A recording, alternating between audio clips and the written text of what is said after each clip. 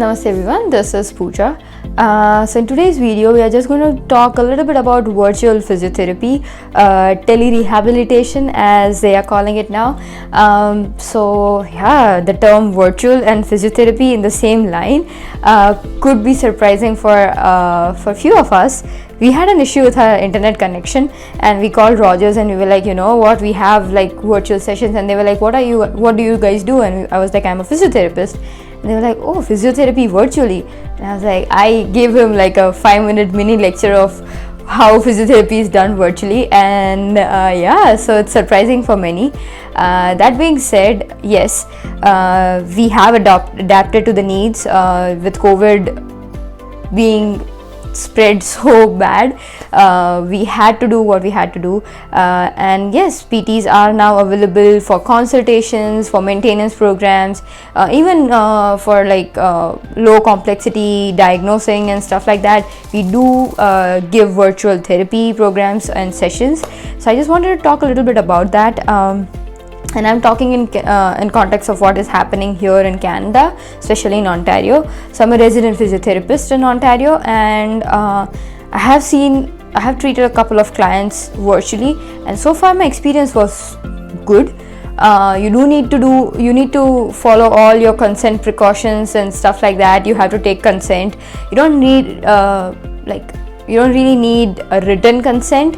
If you can get it, it's good. If not, you can still just write it in your notes that consent was taken. You can let the client know what they are supposed to, how the session would progress basically.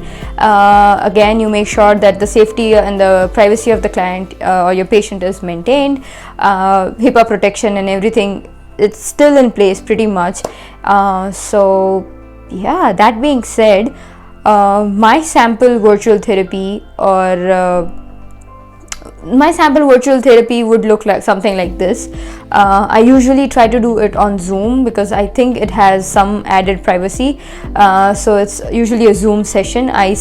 Before I do the first virtual session, I would suggest that do a 10-minute consultation on phone. Talk to the client so that they would understand what to expect during the session. Tell them what you would be doing. Also, just get an idea of what they are going through. Let's say if you have a client who is who's not able to get through the whole, if you feel like they won't benefit from a virtual therapy program, there's no point in doing it. But if you feel like the client is an active individual and they can do these, if the injury is of low complexity, definitely go for virtual therapy. That would help.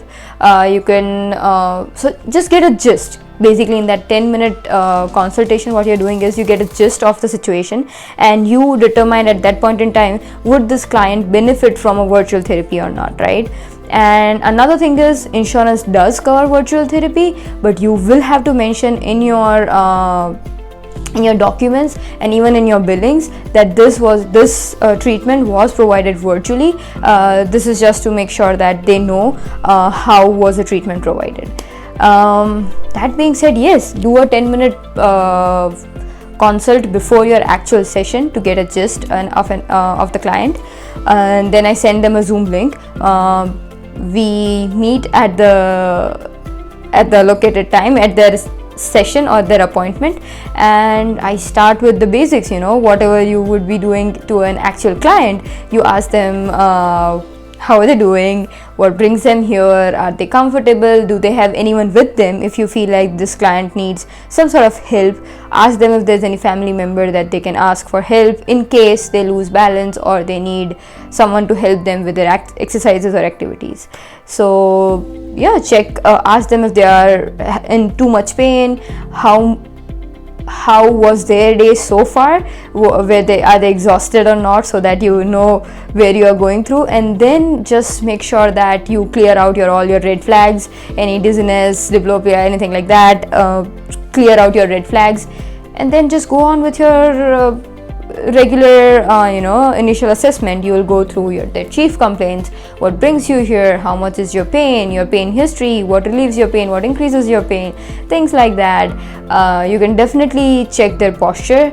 You can do certain special tests. Not everything can be done, but there can be certain things, and I think that is depending on the therapist preference. You can decide what you want to do.